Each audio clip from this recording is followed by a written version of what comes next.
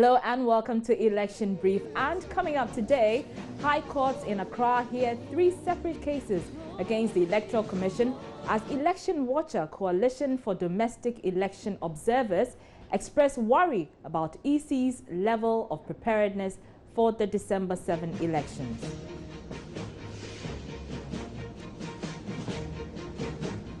President Mahama says security agencies are on top to quell any untoward incidents ahead of the 2016 polls. We will hear from him and get an update after explosives are found at Deputy Ashanti Regional Minister's residence. And the countdown begins for the U.S. with just a week to go before one of its most controversial elections. New polls show that Republican Donald Trump has narrowed the gap to just a single point. We will get details from head of our political desk, who is covering the polls there.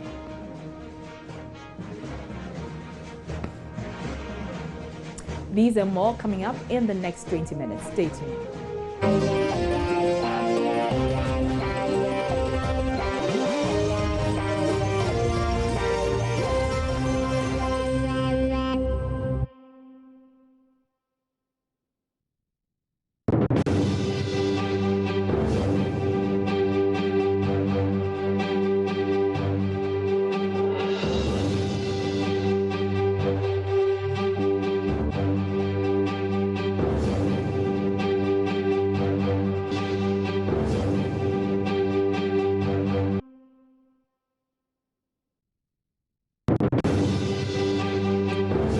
Again, thanks for staying. I am Araba Kumsin. The countdown to the December 7 election is really on now, with just a little over a month to go, and the election-related activities are heating up more than ever before.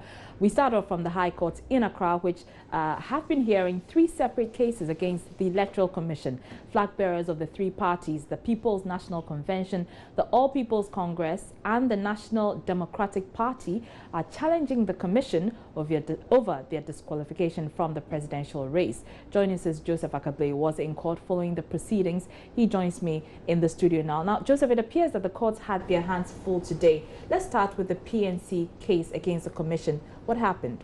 For that case, the Electoral Commission, the lawyers failed to make an appearance in court, leading to the judge awarding a cost of 500 cedis against the Commission. The judge, again on her own, granted an abridgment of time, which, as it were, is to allow the matter to be heard earlier. They've also directed that counsels on both sides present their written statements to the court by Thursday, after which they will be making oral arguments in court on Friday. So that was it for the PNC case. All right. What about the National Democratic Party? They've already been in court once. What happened today in court? So today was the first appearance in terms of the new suits that they filed. And for this case as well, the EC once again failed to make an appearance in court. The lawyers were held up hearing another matter. So what happened was a similar thing. The judge this time around didn't award the cost, but rather granted an abridgment of time, and then again directed that written statement be presented to the court by Thursday, oral argument fixed for Friday. All right, I see. Then the case of the third party, which is the APC, they've already been in court. It was adjourned to today. Yeah. What happened?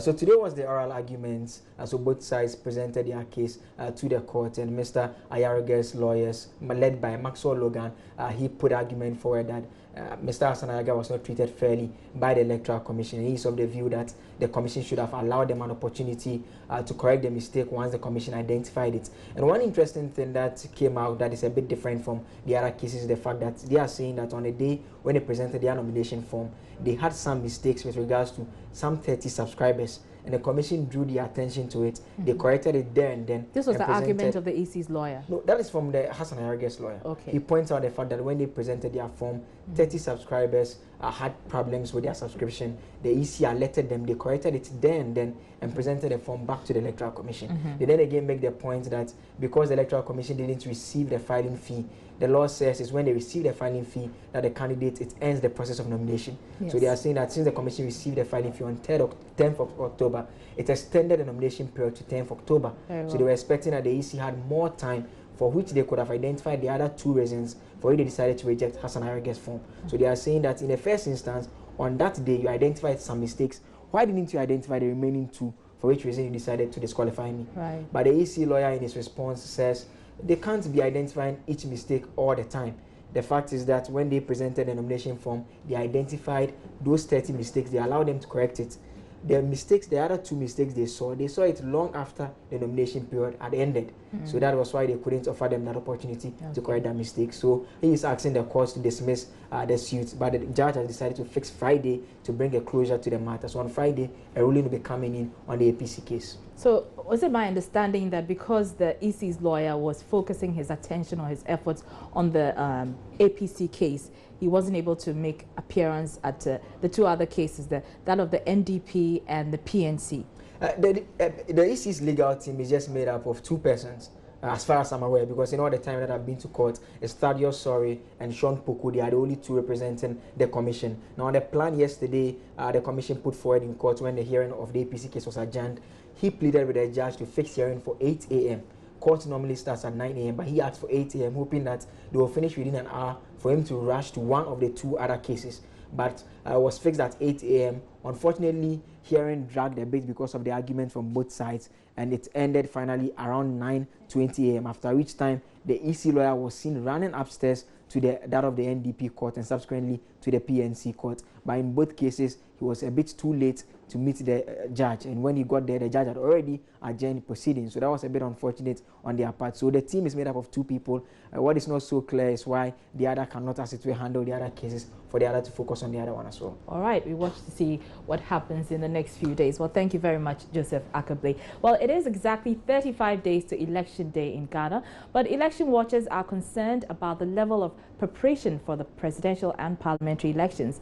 The Electoral Commission is yet to announce the final list of persons on the ballot paper for the presidential polls due to the litany of suits the Commission is saddled with.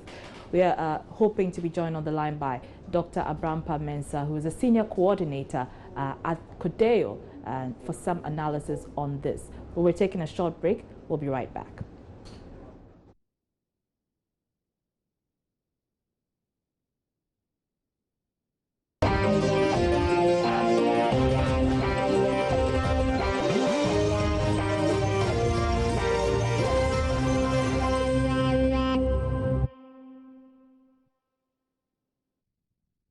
Your vote is more than a thumbprint, more than party colors, more than family history. Your vote is the future. Join the conversation on Election 2016 on TV, radio, online, and mobile. #ElectionHQ.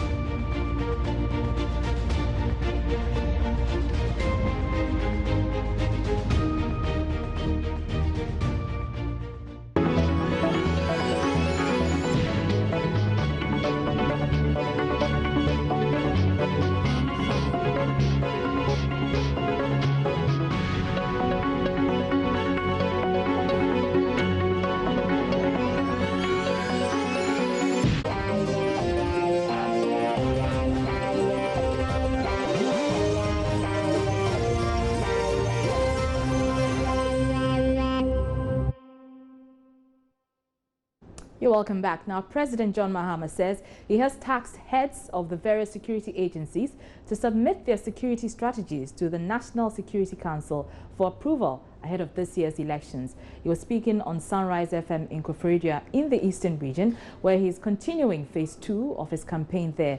Take a listen and we will return for an update on his campaign. Indeed, we are scheduling a National Security Council meeting, and the National Security Council is the highest body responsible for security in this country. And we are asking all the sector security heads to bring their strategy for election security to the National Security Council. We'll go through it and then we'll approve it so that we know what the positioning is, you know, how they are taking cognition of the flashpoints that have been identified and all that. Aside from that, the services are going to go on joint security exercises and all that to raise the morale of the security services in advance of the elections. I do believe that our security services have what it takes to be able to police and monitor this election. We find that every year before an election, there are all these, fears that are raised. I mean, a lot of panic is spread across, but we've held 6 successful elections. I don't anticipate that this one will be any different, but our security services are in the position and ready, to quell any untoward incidents that occurs. And I must say that as Commander-in-Chief of the Armed Forces of Ghana, I will live up to my responsibility to ensure that peace is maintained before, during, and after the election. So that's President Mahama, and as you heard him say, he was talking about security ahead of the polls. Well, today, security officials in the Ashanti region have begun investigations into the circumstances surrounding the discovery of some explosives around the residence of the Deputy Ashanti Regional Minister, Andy Osei Okra. The development comes after one of the supposed explosives went off Monday evening. It's unclear who planted the explosive or who the target was. A military search party that was dispatched to the premises after the explosion discovered 3 others around the premises Tuesday morning. Erastus Asari-Donko has more.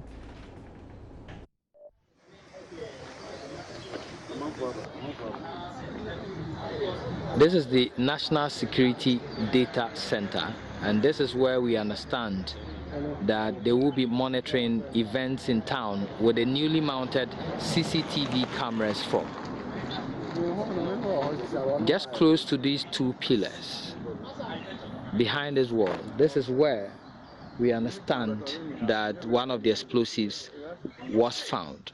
When we came here this morning, the military personnel had mounted sacks on this particular location.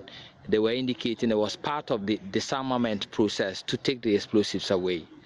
When you go to the other end here, another explosive was found towards the Deputy Regional Minister's residence, which is far, the entrance is far to that security post there. It is not clear at the moment who planted this.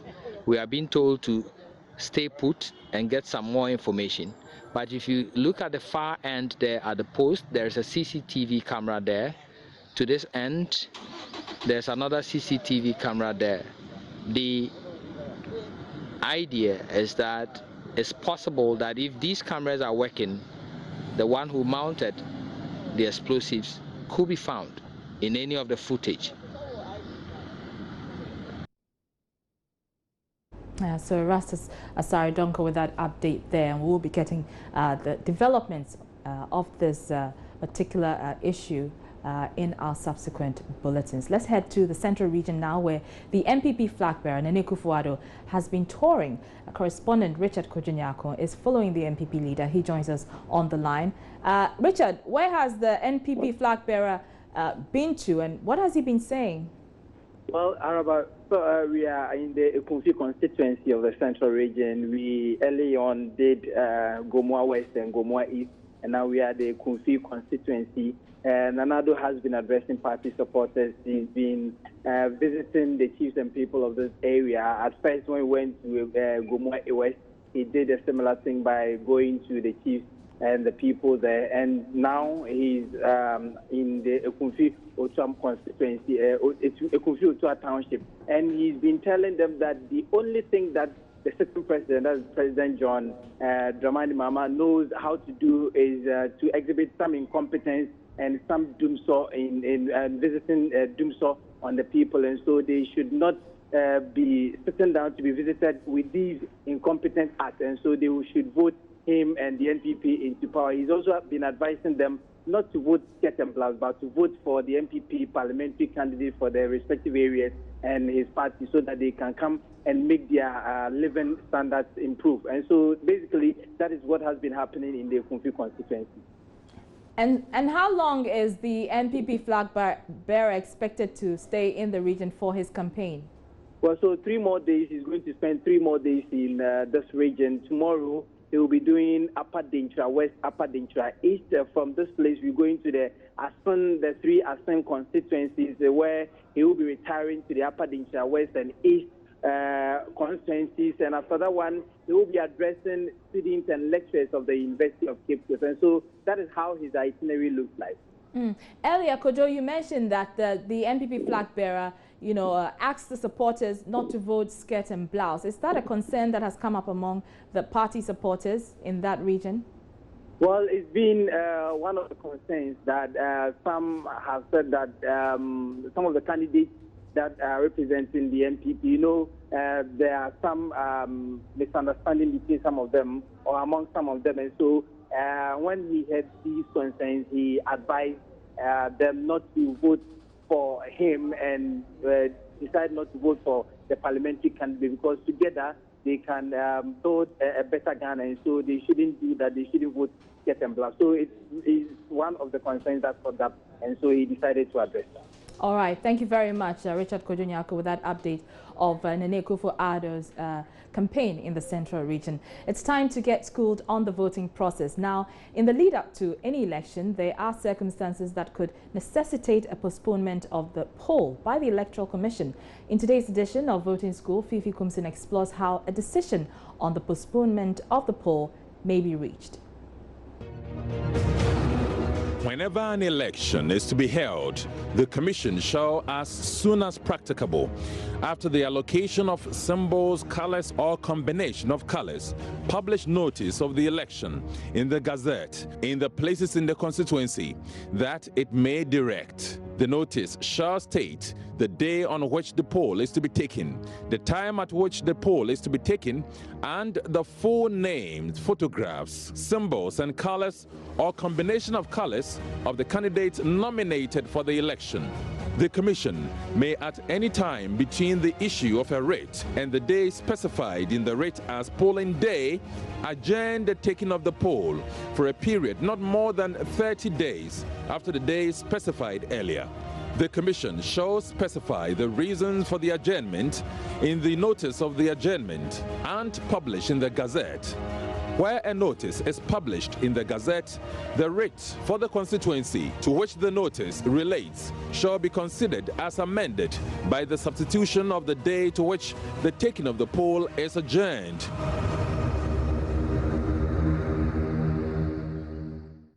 Now, Joy News is your election headquarters, not just for election-related stories on the upcoming polls in Ghana, but the American elections as well.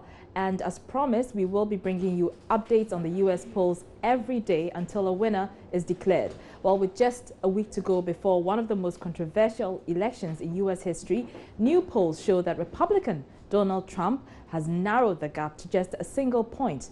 Democrat Hillary Clinton's chances of winning has taken a major hit since the FBI announced they will be opening investigations into her email scandal. Many of the polls show the race tightening in battleground states. Head of our political desk, Evans Mensah, is in one of those battleground states, Iowa, and has filed this report. We still have 8 days to go before that all-important elections on November 8th. And right here is Iowa, Burlington, Iowa. And right behind me is the Great River Bridge, one of the most important landmarks in this part of town. You're wondering why I'm here. Well, this is one of the areas they call the battleground state. You win this state, or you're most likely on your way to the White House. And that is why we are here, to sample what locals feel about these all-important elections, an election that has been strange in many, many ways.